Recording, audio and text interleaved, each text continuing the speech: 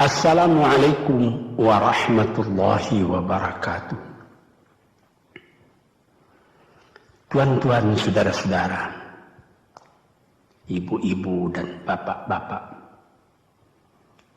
yang sudi mendengarkan keterangan agama yang saya berikan di dalam kaset ini. Moga-moga Tuhan melimpahkan, mengurniakan rahmat dan nikmat-Nya kepada kita semuanya. Saya akan membicarakan suatu ayat yang bertemu di dalam surat Al-Baqarah. Bunyinya, Allahu waliyul ladzina amanu yukhrijuhum minadh dhulumati ilan nur wal ladzina kafaru awliya'uhumut taghut yukhrijunahum minan nuri ila dhulumat. Artinya, Allah adalah menjadi pemimpin bagi orang-orang yang beriman, orang yang mempunyai kepercayaan yang teguh. Dan Allah, apabila orang itu telah betul-betul menganggap Allah menjadi pemimpinnya, Allah pun menjamin mengeluarkannya daripada gelap gulita kepada terang benderang. Gelap gulita kebodohan kepada kecerdasan. Gelap gulita kehidupan tak tentu arah kepada tujuan yang sejati. Sebaliknya, orang yang kafir yang tidak percaya kepada Allah, maka sebaliknya yang terjadi, daripada terang benderang, dia akan dipimpin oleh taghut, oleh kekuasaan-kekuasaan yang bukan bersandar kepada Allah. Yang demikianlah yang akan mengeluarkannya daripada terang benderang kembali ke dalam gelap gulita. Oleh sebab itu, rohani manusia itu adalah melalui di antara gelap dan terang kehidupan itu, di antara terang dan gelap kehidupan. Kalau sekiranya jasmani kita, kalau sekiranya badan kita yang lahir ini diberi cahaya oleh matahari yang terbit di waktu pagi, yang terbenam di waktu sore, rohani kita pun diberi juga terang oleh suatu yang lebih terang dari matahari, yaitu petunjuk dan hidayat Tuhan. Di dalam Al-Quran, Tuhan memberikan bujukan, memberikan jiwa besar kepada orang-orang yang beriman itu. Tuhan bersabda, La tahinu wa la tahzanu wa antumul a'launa in kuntum mu'minin.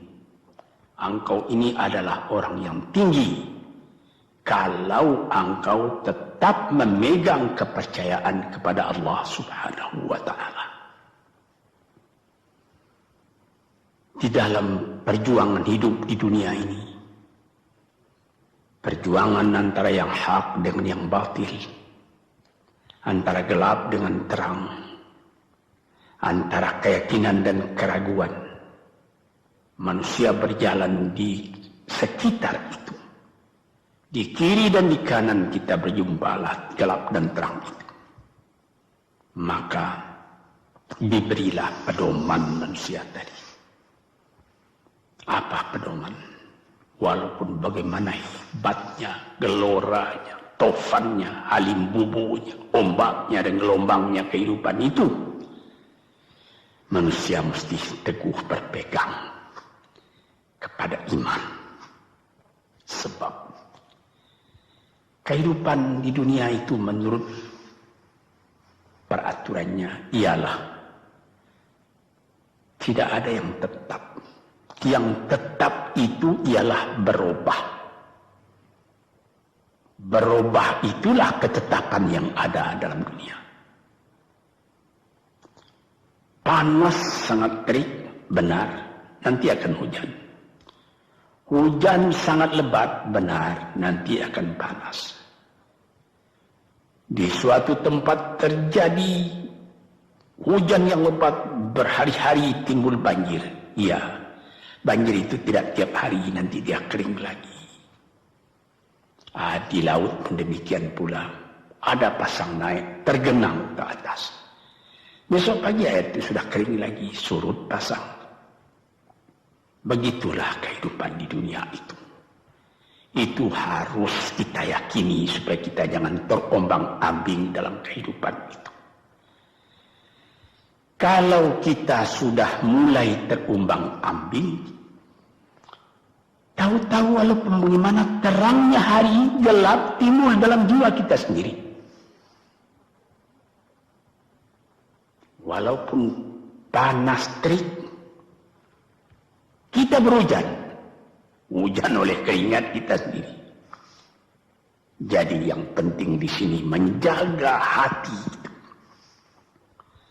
Sampai Rasulullah Nabi kita Muhammad SAW, inna fil jasadi mudghatan, di dalam tubuh manusia itu ada suatu bekuan darah. Idza salahat salahal jasadu kulluhu wa idza fasadat fasadal jasadu kulluhu. Kalau ini segumpal daging baik, seluruh badan jadi baik. Kalau dia rusak, seluruh badan jadi rusak. Apakah itu? Hati. Hati. Kendali terletak dalam hati kita. Hati artinya penuh. Bukan saja berarti pada daging, tapi pada hati dari hati, isi dari hati, atau juga akal kita. Sebab itu, maka kalau satu waktu saya pernah mengajarkan doa yang mengandung 8 sifat-sifat lemah menghilangkan kemerdekaan manusia. Hari ini saya pun akan mengajarkan doa yang diajarkan juga oleh Nabi. Bagaimana menjaga hati tadi. Di situ dalam doa itu ada tersebut 4 perkara. Apa disebut? Allahumma inni a'udzubika min qalbin la yakhsha'u wa min ilmin la yanfa'u wa min nafsin la tashba'u wa min du'a illa yusma'u. Jadi 4 perkara. Yang pertama, Allahumma inni a'udzubika min qalbin la yakhsha. Aku sangat berlindung kepada Engkau ya Allah, janganlah sampai terjadi hati saya itu tidak khusyuk lagi. Ini bahaya ini. Mulai bahaya mengancam kepada manusia. Kalau hatinya tidak khusyuk lagi, hati khusyuk yaitu hati itu tentu jelas tujuannya kepada Allah. Allah menjadi pegangannya. Allah menjadi bentengnya. Allah menjadi ingatannya. Allah menjadi tujuannya. Dan kepada Allah dia kalau sembahyang menghadapkan diri, menghadapkan hati, maka permohonan kita yang pertama kepada Tuhan, ya Tuhanku, janganlah sampai hati saya ini tidak khusyuk lagi. Sebagai orang Islam, kita sembahyang 5 waktu. Di dalam Al-Quran dikatakan sembahyang itu ialah khusyuk, terpadu ingatan kepada Tuhan.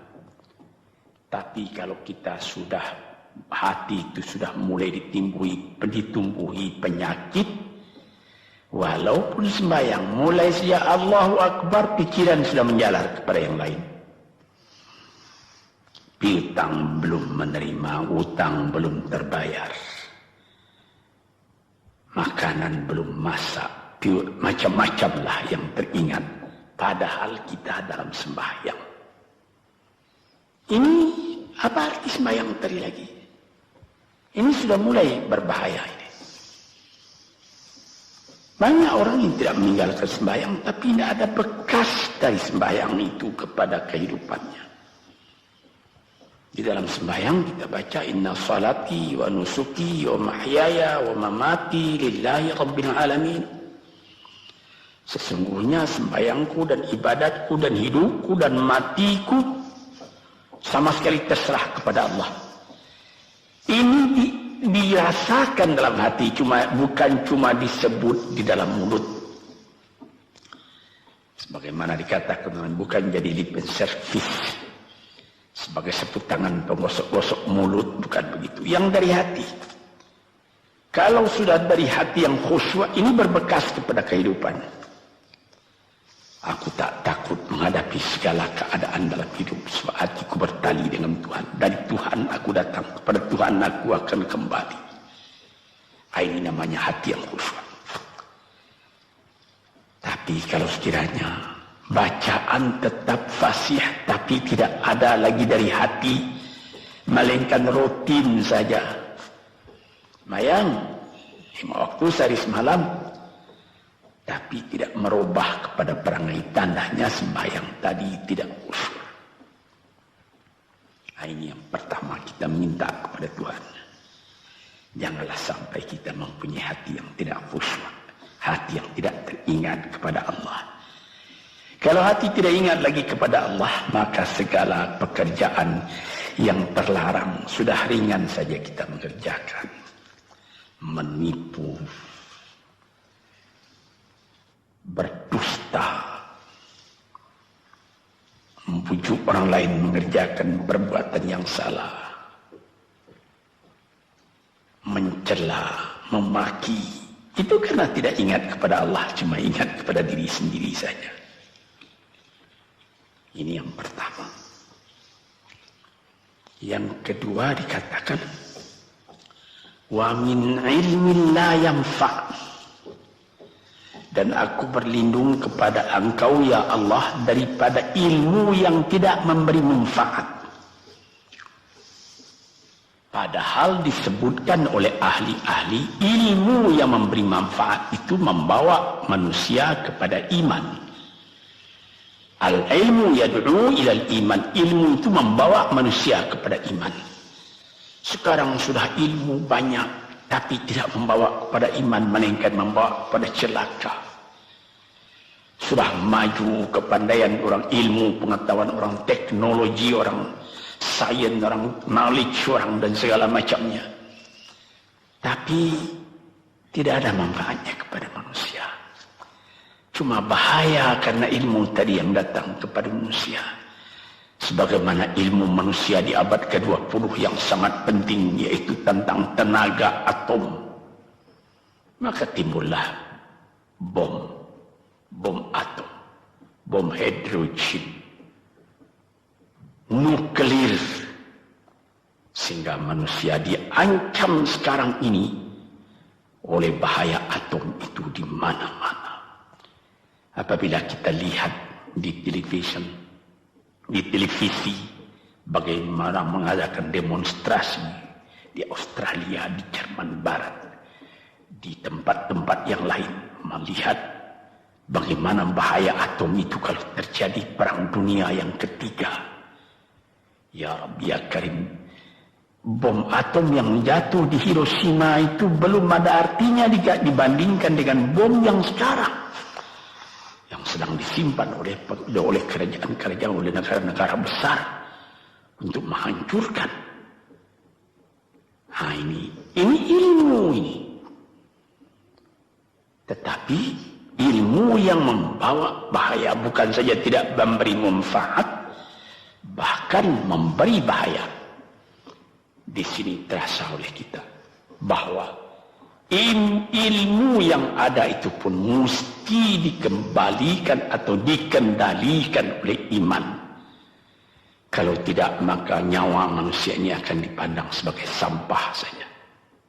Dijatuhkan satu bom hidrogen ke dalam kota Jakarta ini, na'udzubillah min dzalik, umpamanya dimasukkan ke kota Jakarta ini satu bom hidrogen saja, itu sudah habis penduduk Jakarta yang lebih dari 5 juta ini. La haula wala quwata illa billah. Ini minta kepada Tuhan, ya Allah, majulah ilmu manusia, majulah teknologi manusia, tetapi jangan hendaknya kemajuan itu membawa kepada bahaya. Jangan ilmu pengetahuan itu membawa kepada yang tidak memberi manfaat. Nah, ini doa yang kedua kepada Allah Tuhan sarwa sekalian alam. Yang ketiga disebut lagi, wa min nafsin la tashba'u, dan aku berlindung kepada Allah daripada nafsu, daripada diri, daripada ego, daripada tiap-tiap masing-masing diri ini yang tidak merasa kenyang. Ini juga bahaya besar. Inilah yang menimbulkan penjajahan di dunia. Inilah yang menimbulkan, disebut dalam bahasa Arab, al-ghazwul fikri, penjajahan. Sesudah Perang Dunia Kedua sudah banyak negeri-negeri yang merdeka, tetapi sekarang timbul lagi penjajahan baru. Apa? Penjajahan fikiran. Sehingga bangsa yang merdeka tadi tidak merdeka lagi fikirannya. Dia merdeka di dalam meniru kepada bangsa yang lebih kuat. Itu namanya terjajah juga. Jadi tuan-tuan yang terhormat, apa pangkalnya ini? Daripada nafsu serakah manusia. Nafsu serakah manusia sebagaimana tersebut di dalam hadis. Lau kana libni adama wadiyani min dhahabin labtagha salisan. Wa ma yamla'u jawf ibni adama illa turab. Kalau manusia itu mendapat suatu lembah yang penuh dengan kekayaan emas, suatu lembah, dia ingin supaya mendapat satu lembah lagi yang penuh juga dengan emas. Dapat 2 lembah, dia minta 3 lembah lagi yang penuh dengan iman. Nafsu manusia tidak pernah kenyang. Padahal akhirnya kalau dia sudah menutup mata, tidak ada yang akan memenuhi perutnya melainkan tanah. Saya teringat akan cerita yang disampaikan oleh Graf Leo Tolstoy, pujangga Rusia yang terkenal, bahwa orang yang tidak mempunyai nafsu yang kenyang itu, pada suatu hari katanya, ada satu orang kaya mempunyai tanah yang luas. Dia mengatakan pada orang, boleh tuan-tuan mengambil tanah kepunyaan saya ini, berapa tuan suka, berapa tuan mau.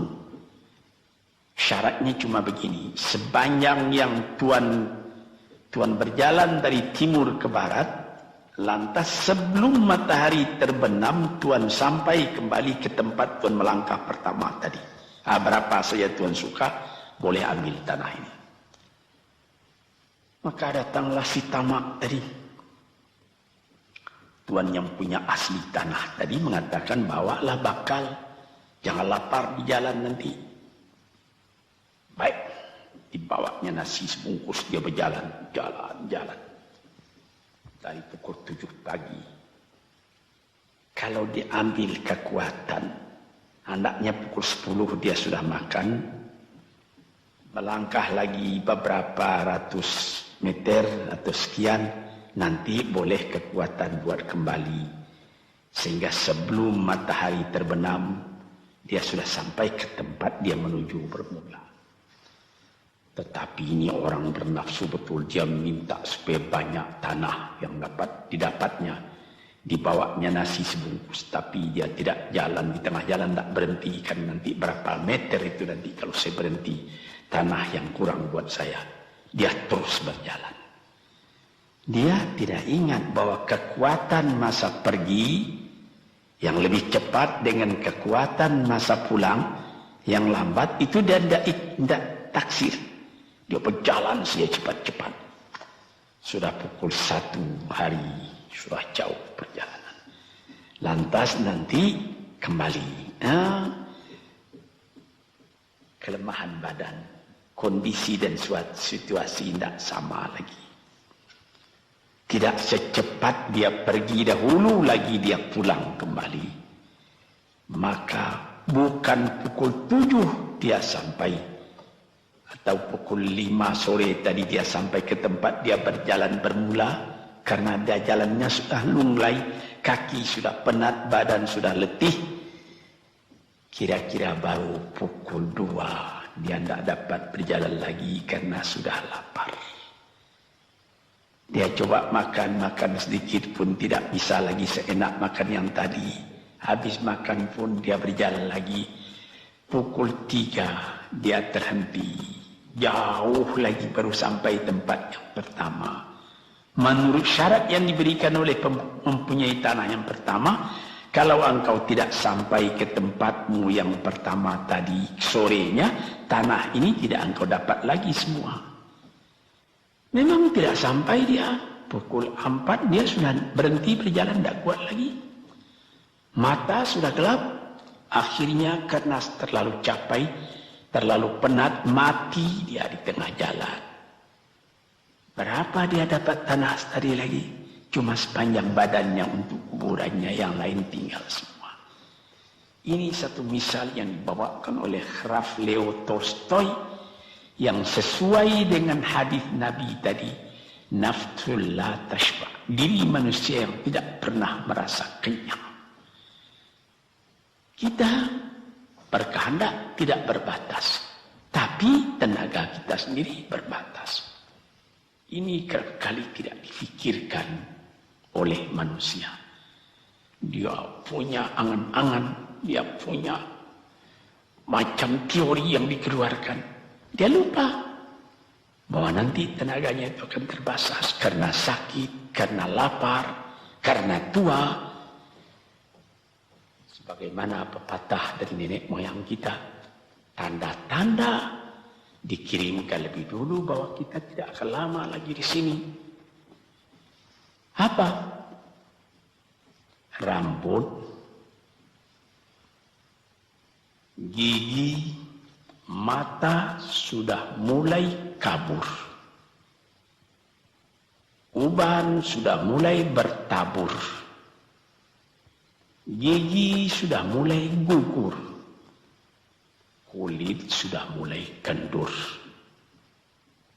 Kalau mata sudah kabur, uban sudah bertabur, gigi sudah gugur, kulit sudah kendur, sudah 4 perkara. Yang kelima ialah pintu kubur. Nah, ini kerap kali manusia lupa yang demikian. Sebab itu dikatakan, ya Tuhanku, janganlah sampai aku ditumbuhi oleh penyakit nafsu yang tidak mau kenyang-kenyang itu. Nah ini, kemudian itu timbul lagi doa yang keempat. Disebutkan di situ, wa min du'a illa yusma. Ini lebih berbahaya lagi. Ini sudah puncak dari bahaya. Apa artinya? Dan aku berlindung kepada Engkau ya Allah daripada doa yang tidak didengar lagi. La ilaha illallah. Mendoa ya Allah, kasih aku ini, kasih aku kesempatan, tapi tidak didengar lagi. Tuan-tuan, para pendengar kaset yang tercinta, ada tersebut dalam hadis Nabi, wa malbasuhu haram, wa mashrabuhu haram, wa udhiya bil haram. Ya Rab, fana yustajab lah. Ash'asa aghbara. Badan sudah penuh dengan kotoran, penuh debu. Yang mudu ilaihi ila sama, menadahkan tangan keduanya ke langit. Ya Rabbu, ya Rabbu, ya Tuhanku, tolong aku, ya Allah, bela aku. Padahal yang dimakan haram, yang diminum haram, dibesarkan dengan yang haram. Fana yustajabulah. Dengan jalan apa Allah Ta'ala akan mengabulkan doa itu?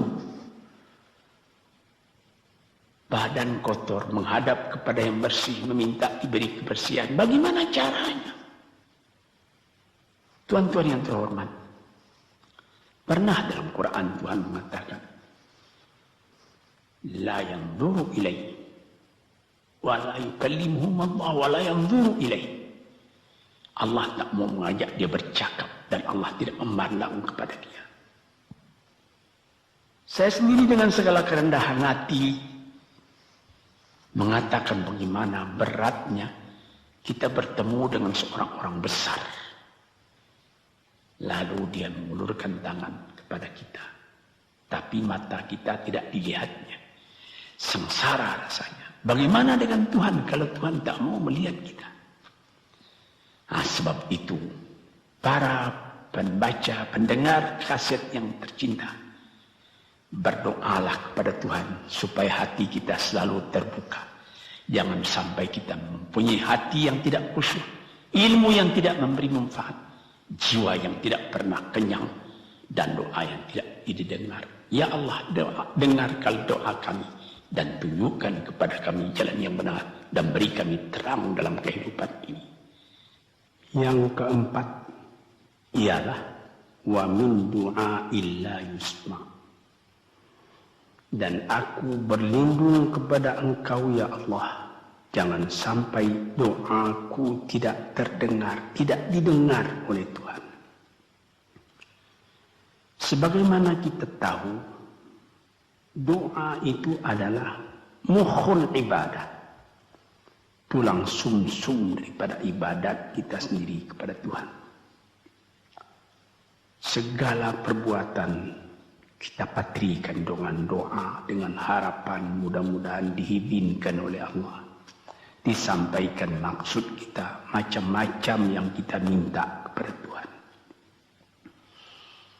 Tapi kalau doa itu sudah tak diperdulikan lagi oleh Tuhan, apa celaka kita, apa daya kita, apa upaya kita? Di sini kita melihat apa sebab maka doa tidak didengar oleh Tuhan, tidak diperkenankan oleh Tuhan. Tentu saja bukan dari salah Tuhan, melainkan dari salah kita sendiri. Di dalam Al-Quran dikatakan, Iyyaka na'budu wa iyyaka nasta'in. Al-Fatihah tersebut, kepada Engkaulah kami menyembah, ya Allah, dan kepada Engkau kami minta tolong. Tapi dengan tidak sadar, kerap kali kita berbuat terbalik. Iyyaka nasta'in wa iyyaka na'budu, kepada Engkau kami minta tolong, lalu kepada Engkau kami menyembah. Minta tolong dulu baru menyembah. Minta tolong banyak-banyak tapi terima kasih tidak ada. Tentu saja tidak didengar oleh Tuhan. Di dalam satu hadis tersebut, Asy'asa al-Ghabbara yamuddu yadaihi ila samai ya Rabbu ya Rabb, wa mat'amuhu haram wa mashrabuhu haram wa malbasuhu haram wa ghudhiya bil haram fa anna yustajabu lah. Badan sudah kotor, sudah berkerunyut, kesusahan, kegelisahan kehidupan terbayang kepada tubuh sendiri. Lalu menadahkan tangan ke langit meminta kepada Allah, ya Tuhanku, ya Tuhanku. Bagaimana Tuhan bisa mengabulkan? Dengan pikiran yang kotor engkau menghadap kepada Tuhan. Kalau tidak terkabul, jangan Tuhan yang disalahi. Hatimu sendirilah salahi. Apa yang engkau perbuat dalam kehidupan ini? Di mana terdesak engkau ingat kepada Tuhan. Di zaman kesenangan engkau lupakan Tuhan. Di dalam mendapat percobaan engkau merengek mengadu kepada Tuhan. Jiwa yang seperti ini janganlah sampai timbul pada diri kita sendiri. Saya sudah mengalami apabila saya berhadapan-hadapan dengan orang besar, saya ingin dia menghadapkan matanya kepada saya. Apa kabar saudara? Kabar baik. Dia lihat mata saya lihat mata dia. Tapi kalau ketika dia bersalam dengan saya, dia melihat kepada orang lain, bukan main sakit hati saya. Apa salah saya maka dia begitu? Mengapa tidak saya yang dipandang? Sedangkan dengan sesama manusia lagi begitu perasaan kita. Bagaimana dengan Tuhan? La yanzuru ilaihim wa la yukallimuhum. Allah tidak memandang sebelah mata kepada Allah, kepada kita. Allah tak mau tidak mau bercakap dengan kita sepatah pun. Langit mana tempat kita bernaung, bumi mana tempat kita berpijak kalau sudah demikian keadaannya. Nah, ini yang dijaga Tuhan-Tuhan yang terhormat dalam doa keempatnya itu. Hati janganlah sampai tidak khusyuk, ilmu janganlah sampai tidak memberi manfaat. Nafsu janganlah sampai tidak kenyang, dan doa janganlah sampai tidak didengar. Saudara-saudara, moga-moga Allah memberikan kepada kita hati yang terang. Sebagaimana ayat yang mula-mula saya sebut tadi, Allahu waliyul ladzina amanu yukhrijuhum minadh-dhulumati ilan nur. Allah lah jadi pemimpin bagi orang yang beriman, sehingga dari gelap gulita dibawa dia oleh Tuhan kepada terang benderang. Walladzina kafaru, tetapi orang-orang yang sudah tidak ada kepercayaannya kepada Tuhan. Auliya'uhumut taghut, yang menjadi pemimpinnya bukan Tuhan tapi setan. Dia akan membawa orang itu daripada terang benderang ke dalam gelap gulita. Kita jadi meraba-raba dalam gelap kehidupan. Dalam meraba-raba itu masih ragu entah kemana akan pergi. Maut pun datang. Gelap selalu. Di dunia gelap, di akhirat pun gelap. Na'udzubillah min dzalik. Hadirin yang terhormat, para peminat kaset ini, moga-moga semuanya ini menjadi kenang-kenangan kepada Tuhan di dalam perjalanan yang jauh, di dalam keistirahatan hidup, sehingga mendapat ketetapan hati dan tumak ninah. Assalamualaikum warahmatullahi wabarakatuh.